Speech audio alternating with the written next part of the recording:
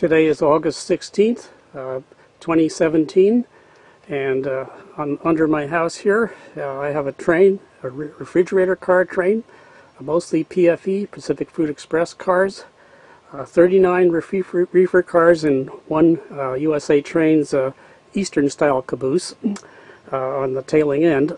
And these are the Union Pacific FA1s and FB1s. There happen to be 5 locos, 2A units and 3B units that I've lowered by telescoping the chassis within the car body and by 5/16 of an inch, and that makes them more realistic. And also all these cars, which are mostly Aristo-Craft, I've also lowered by either using lowered floors or other techniques to lower the cars to make them more realistic as well. So earlier today, Colin Camarillo, I hope I pronounced his last name correctly, who's the president of Bay Area Garden Railroad Society, Baggers, came over earlier and looked at this train and my layout, and so I thought while I had it out, I'd take a video of it too and show how it operates outdoors. So here we go. So we'll see how it works.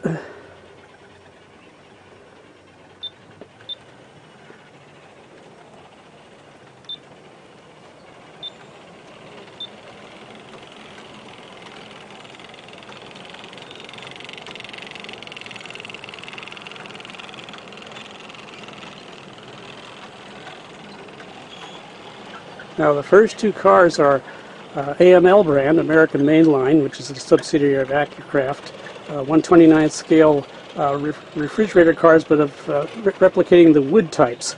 And they were a little bit lower, although not much, compared to the steel-sided reefers. Western Pacific joined PFE, that is the prototype, in 1924, but they were sort of a junior partner. Of course, PFE is mostly Union Pacific and Southern Pacific. And so this train again is 40 cars long, including the caboose. And I chose the Eastern style caboose because it closely replicates a Union Pacific woodside caboose, even though it's a steel caboose on the end of this train. And because it's more appropriate for the era, and so I made some compromise and decided to get that caboose. So here we will go outside.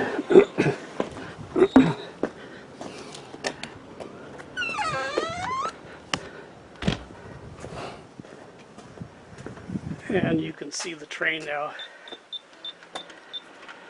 starting to make the grade. Here it's coming out of the underhouse portal on a drop-in reinforced LGB bridge.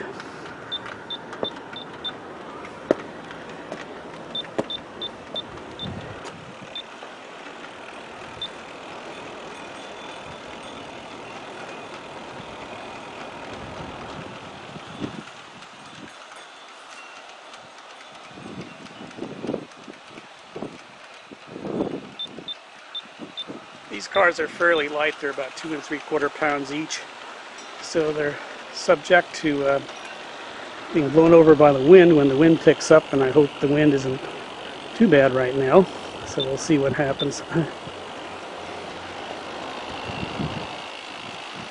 Earlier this morning there was no wind whatsoever and the train ran flawlessly.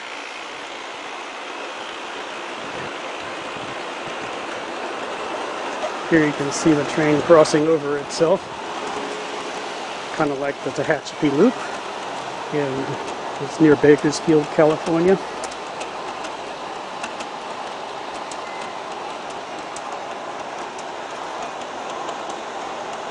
Of course, my loop, I had to loop around twice in order to gain the elevation and keep the gradient down for an average of 2.2%.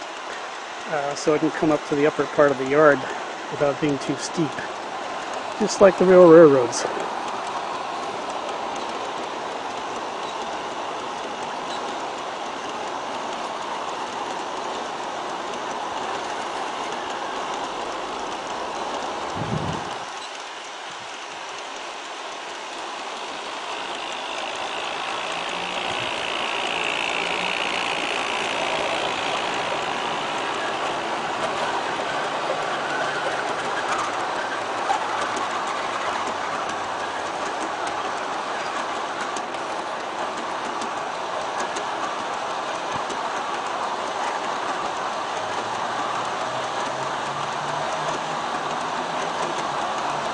The weight of these cars collectively is probably somewhere around 110 pounds. So with 5 locos, with 40 wheels, no traction tires, I don't believe in traction tires, is able to pull this train up. 4 locos can do it, but with a little bit of wheel slip on the grade.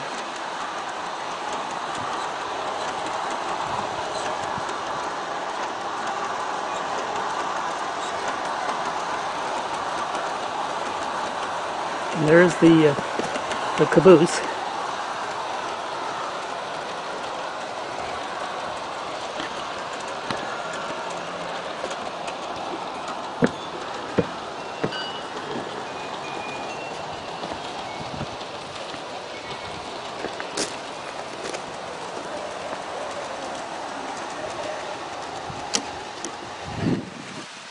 It's going on the outside loop now.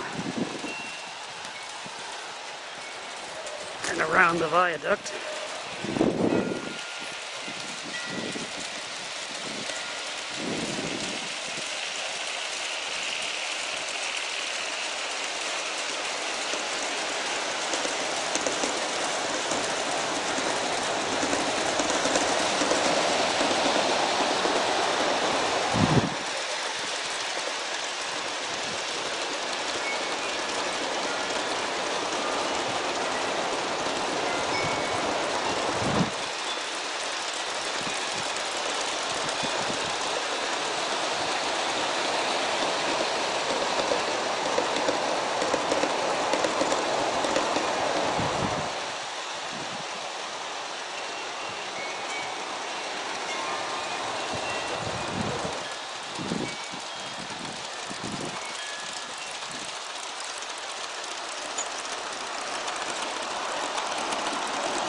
So when it passes by the switch, I'll switch to the center track in my layout up here.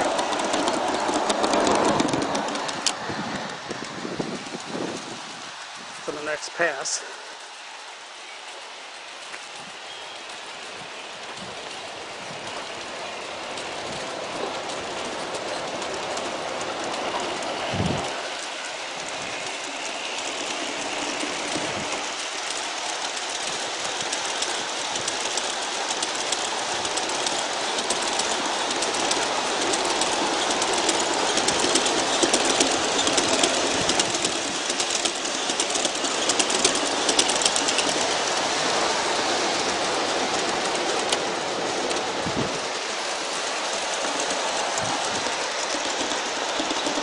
Now it's coming up the center path.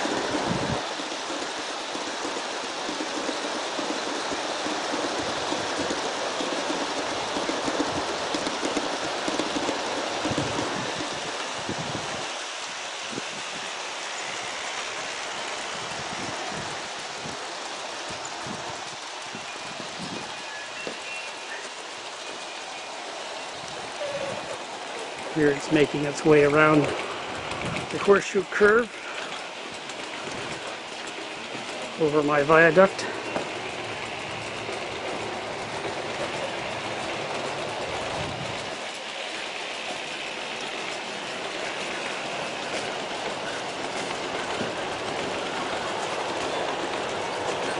And then coming down the grade here.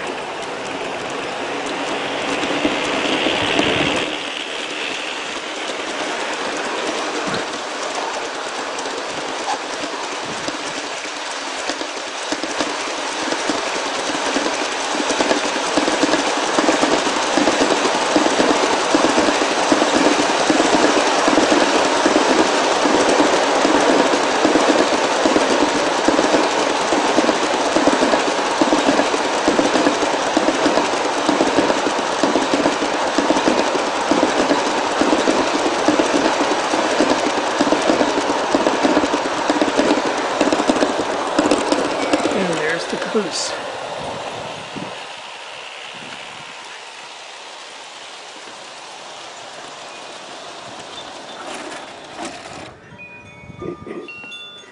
There I stopped the train rather suddenly by mistake.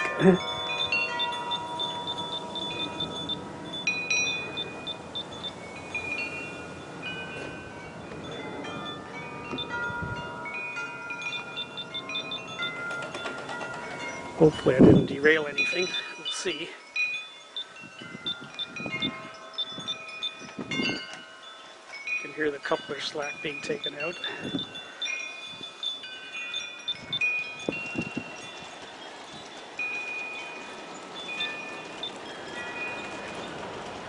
So I'll slow it down here so we can get a better view of it passing by.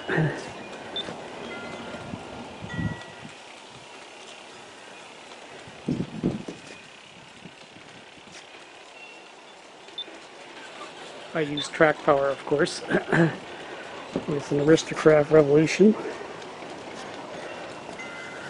base station power.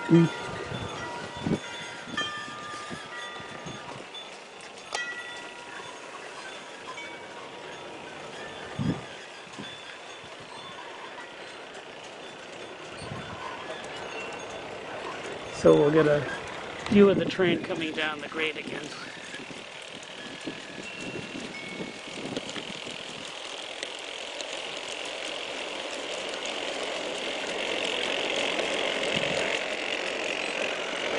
Again, 5 locomotives and 40 total cars, including the caboose.